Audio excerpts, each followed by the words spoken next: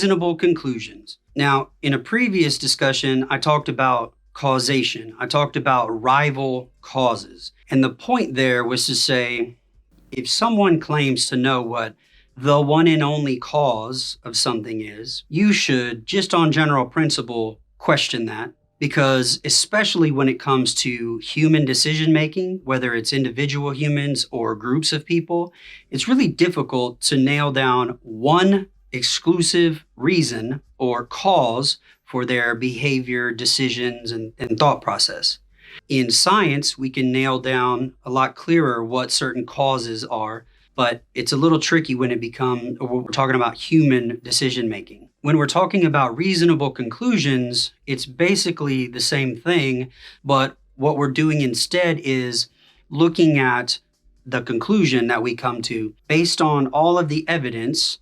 There might be more than one reasonable conclusion for something. So with rival causes, you're looking at an effect, right? So let's say crime has gone down in the United States, right? That's a phenomenon. Well, what caused it? And there might be a lot of different causes which contributed to it. When it comes to reasonable conclusions, we're also looking at evidence, but we are deciding what is the best possible explanation of this.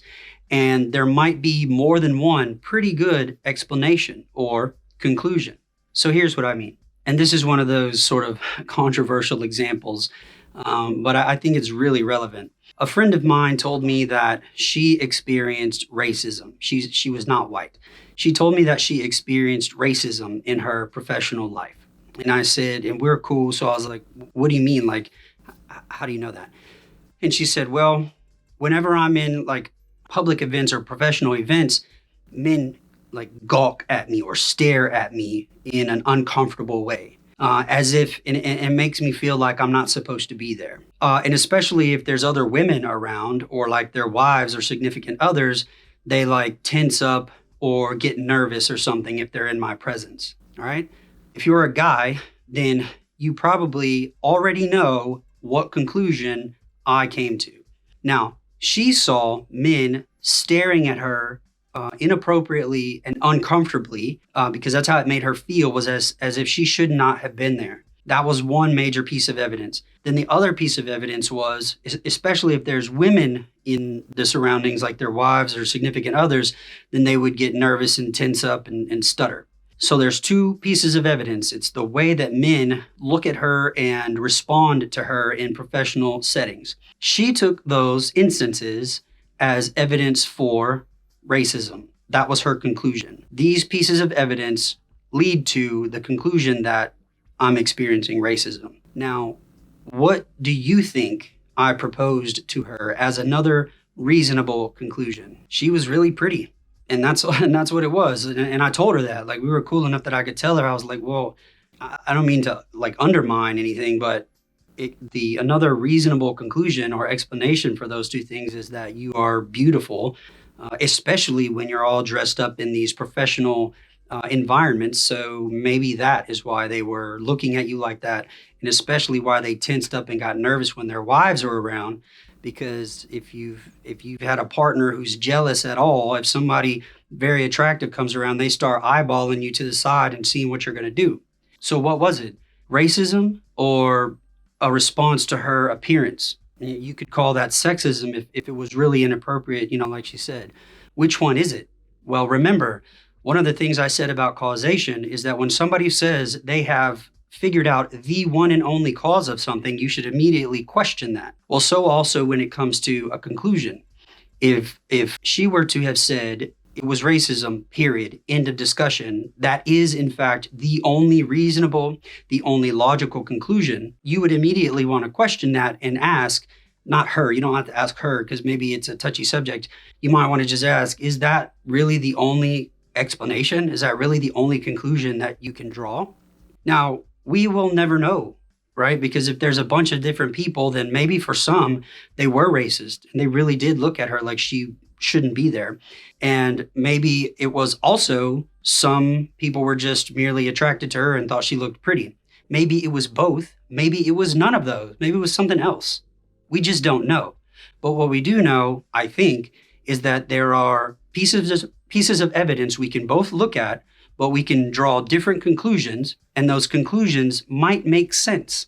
In the real world, there are not only one or two conclusions and we got to pick sides. It could be more than one. It could be three or four. We just don't know. You also see this, for example, like in Bible studies. And I haven't been in Muslim studies for 20 years. I don't know that they have the same kind of debates. You can also see this when it comes to constitutional law. People are looking at the same documents. They're looking at the same Bible, Quran, or Constitution, and yet they're drawing different conclusions from them. And many times what you might notice is that the two different conclusions are not incompatible with one another. You might notice that the conclusions are not contradictory. They don't cancel each other out. They could both be true. Or you might notice that one of them has more evidence to support it, where the other one doesn't. So maybe there are 5 or 6 pieces of evidence to support this conclusion, but only 2 or 3 pieces of evidence to support this one. So they both might still be true in the end, but this one is the most likely because it has more evidence to support it. So in the discussion of reasonable conclusions, it's only to say that sometimes we can all look at the same evidence and come up with conclusions, many of which might actually make sense and be reasonable. We have to do further studies, further research to figure out which ones have the best evidence, the most evidence. And that's just how it is in the real world. Some people are having a hard time with this. All right. Some people are having a hard time with the discussion about rival causes because they think they know why certain things happen in the world. They are sure they know what it is. And some people are concerned about this discussion because they've drawn a conclusion about something and they believe it is the one and only conclusion. And what I'm saying is that anybody who says something like that, you immediately need to question, right? Well, the idea that everything in the world falls into 2 categories is called dichotomous thinking. It's black or white thinking. It's either or thinking.